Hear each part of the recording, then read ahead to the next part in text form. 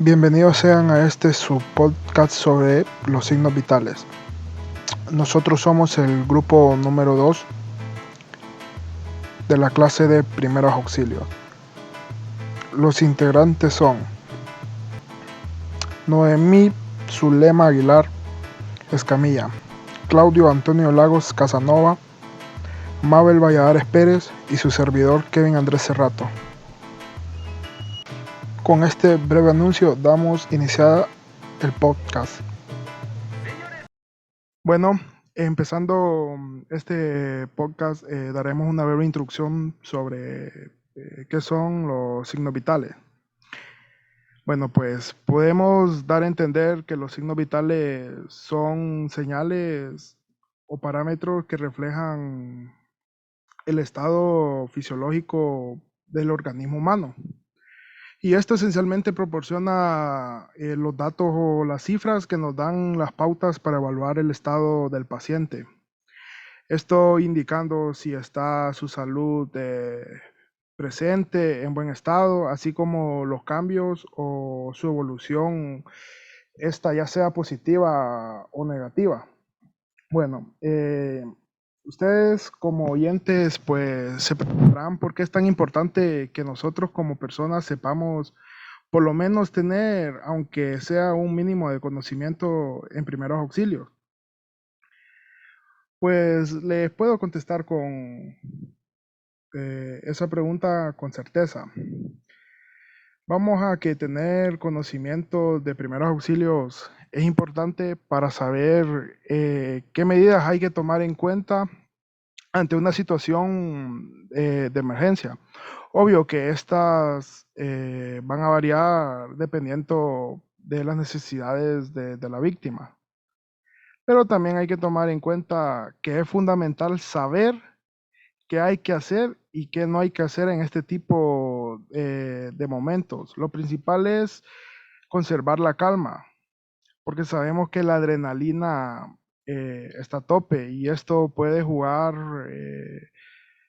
malas pasadas tanto para usted como para la persona afectada. Podemos, como un dato opcional, algunas personas piensan que tener, bueno, aprender o tomar la medición de los signos vitales solo son para las personas que se desmayan y no, también son para determinar el estado de salud de la persona o paciente y también determinar la respuesta de estados físicos y estados psicológicos.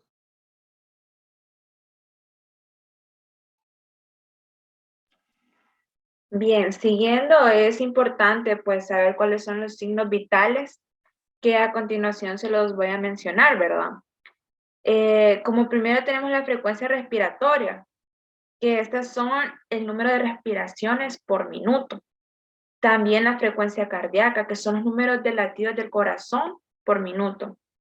El pulso, que es el reflejo del latido cardíaco en la zona distal del cuerpo. La tensión arterial, que es la fuerza con la que el corazón late. La temperatura corporal del paciente, que es importante tomarla, ¿verdad? También el llenado capilar. Aquí quiero enfatizar que este se realiza sobre los lechos ungueales para vigilar la deshidratación y cantidad de flujo sanguíneo al tejido.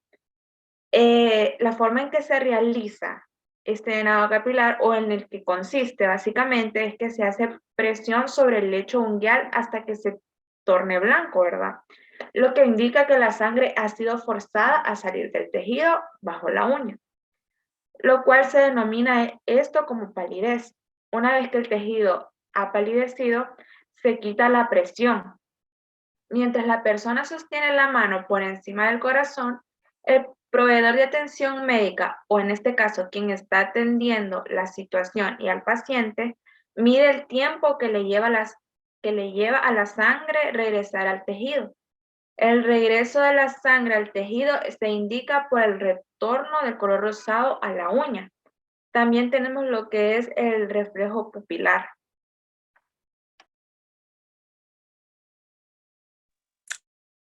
Complementando la información que la compañera nos acaba de brindar, yo quiero ser enfático sobre la temperatura, que al igual que todos los demás, es un complemento sobre los signos vitales y pues la temperatura se puede decir que es la representación o el equilibrio entre la cantidad del calor producido por el cuerpo humano y la cantidad perdido en el ambiente.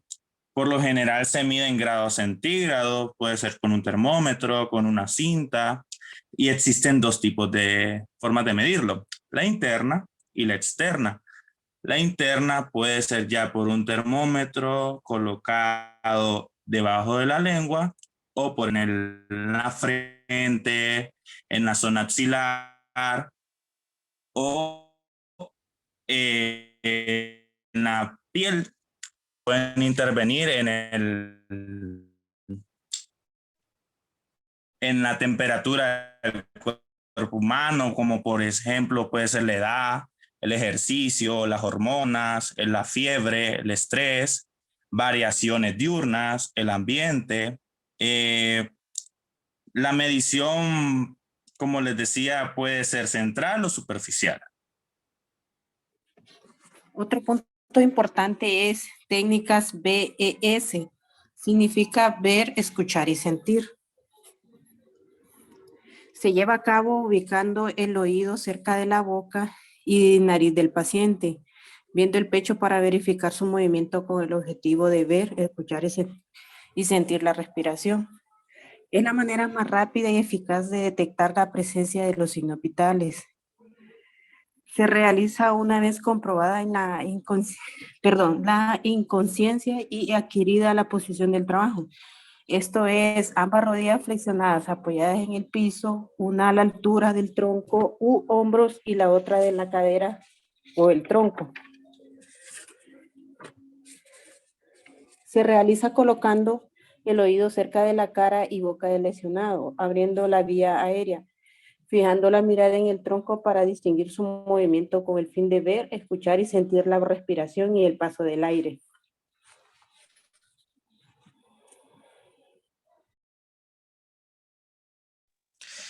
Bueno, también tenemos la frecuencia cardíaca como otro signo vital, que este se toma con un estetoscopio, un instrumento que pues todos conocemos, todo médico lo tiene y normalmente se utiliza para tomar los latidos del corazón. Estos pueden ser medidos por minuto, aunque también cuando es una situación de extremo cuidado que no se tiene el tiempo para estar midiendo, se puede tomar por 15 segundos y de ahí luego multiplicarlo por 3 o por 2 y así saber los latidos que tendría el paciente en un minuto. Eso, como les digo, puede ser en situaciones de extremo riesgo que el paciente no tiene el tiempo para, ay, sí, vamos a tomarle la medición del corazón. A ver, no, porque el tiempo es oro. Cuando en situaciones graves, ya sabemos que pues, el paciente puede perder, se está jugando la vida. Y también tenemos el pulso. Este también se puede medir, pero este es más por la forma tacto. El tacto se puede hacer ya sea en el cuello o en el antebrazo, más exactamente a la mitad de la muñeca.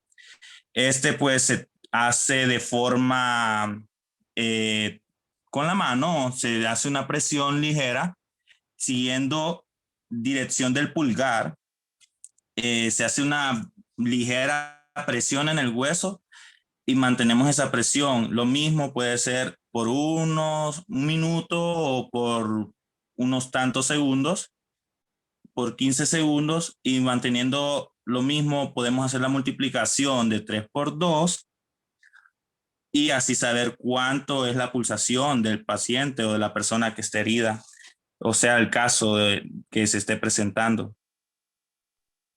Cabe destacar que también la frecuencia cardíaca, en dado caso, ¿verdad? Que como decía el compañero, que puede ser también estas situaciones imprevistas, se puede medir colocando el oído sobre el punto citado, ¿verdad? Y así saber la frecuencia, pues, cardíaca. También en cuanto al pulso, tenemos 3 puntos, ¿verdad? La cual sería el pulso carótido, que se coloca en el dedo índice y medio en el mentón, se sigue en línea recta hacia el cartílago cricoides, que es más conocido, o bueno, es mayormente conocido como la manzana de Adán, y se recorre lateralmente 2 centímetros aproximadamente, haciendo cierta presión, ¿verdad? Se debe evitar estar en el estímulo del cuello debido a que esta zona pasa un nervio, el cual al estimularse provoca los signos vitales de nuestro paciente empiezan a decrementarse. ¿Qué significa eso? Que empiezan a disminuir. Entonces, esto hace pues aún más complicada la situación. También cabe destacar que en la frecuencia cardíaca hay muchos factores que pueden influir en ello, tanto como la edad, niveles de condición física, actividad, ser fumador, tener enfermedades cardiovasculares, diabetes, tipos de enfermedades, también la temperatura al aire, la posición del cuerpo también, de pie o acostado, las emociones, también el tamaño o el peso de la persona y si está también bajo medicamentos. Otro dato importante es el reflejo pupilar. Tiene una función reguladora, pues al contraer la pupila se disminuye la cantidad de luz que ingresa al ojo. Para que el reflejo suceda normalmente se requiere que la luz se transmita por las vías pupilares del nervio óptico hasta que el cuerpo geniculado y de ahí a los núcleos pretectales y el esfínter pupilar. La valoración pupilar es una parte importante de la exploración neurológica. Para su realización se mide la forma, tamaño y simetría, así como la respuesta a estímulos lumínicos de la pupila, que es el orificio que se encuentra en el centro del ojo rodeado por el iris.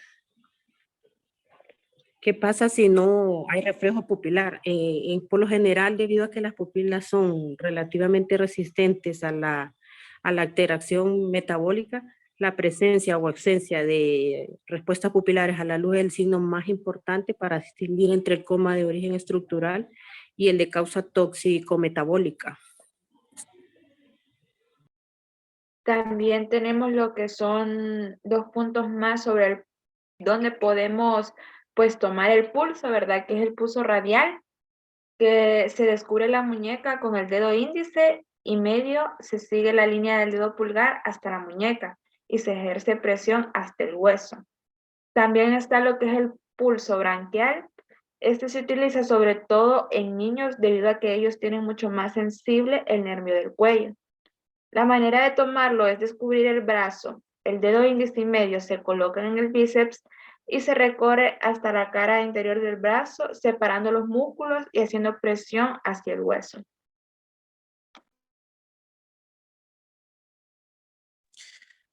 Bueno, de igual forma está la frecuencia respiratoria, Por ejemplo, que esta se toma usando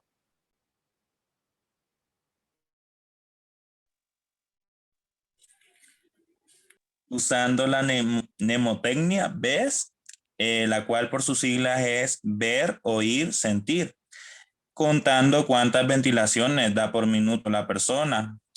Este es el único signo vital que podemos, pues como lo dice la mnemotecnia, ver, sentir y escuchar. Es muy evidente, pues podemos acercarnos al paciente y si fuera el hecho de escuchar, asomar nuestro oído y podemos sentir el aliento, podemos escucharlo y podemos oírlo. Entonces podríamos decir que esta es una de los signos más relevantes que puede una persona como nosotros llegar a prescindir, pues es una forma muy evidente de saber el estado de la persona. Otro aspecto importante a tratar es lo de la tensión arterial, que se coloca pues este instrumento que es el baumanómetro,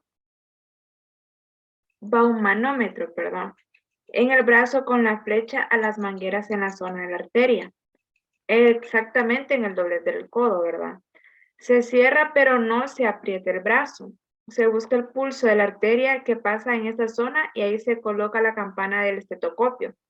Con la perilla se hace subir la aguja del baumanómetro hasta los 16 mmHg o dependiendo de la presión que maneje normalmente nuestro paciente, ¿verdad? Después se abre la perilla lentamente para poder escuchar en dónde se empieza a oír el latido cardíaco y dónde se deja de escuchar. El primer ruido y el último que escuchemos nos indicarán cuál es la tensión arterial, porque es importante pues tener esto presente a la hora de pues una situación en la que tengamos que pues auxiliar a una persona.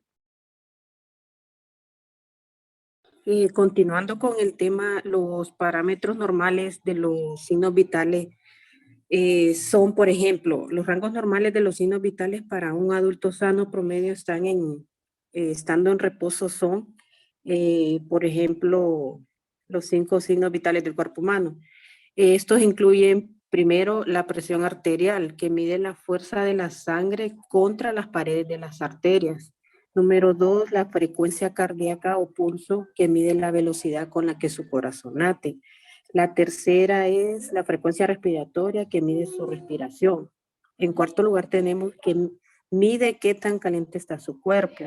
La temperatura es la constante vital con la que más familiarizados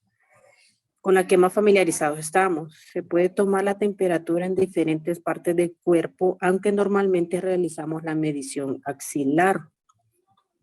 Los signos vitales reflejan funciones esenciales del cuerpo, incluso el ritmo cardíaco, la frecuencia respiratoria, la temperatura y la presión arterial. Su proveedor de atención médica puede observar y medir y vigilar sus signos vitales para evaluar su nivel de funcionamiento físico. Recomendaciones para tomar el pulso. En primer lugar, toque la arteria con sus dedos índice, medio y anular. Segundo lugar, no ejerza presión excesiva porque no se percibe adecuadamente. Tercero, controle el pulso en 1 minuto en un reloj de segundero. Y cuarta y final, registre las cifras para verificar los cambios. Bueno, en conclusión, podemos decir que los signos vitales son todas aquellas funciones por las cuales podemos medir el estado de salud de una persona. Ya puede ser a través de la visión, escuchándolo o sintiéndolo. Y de esta forma podríamos saber qué tan grave es el estado que se encuentra el paciente. Esto fue todo. Muchas gracias.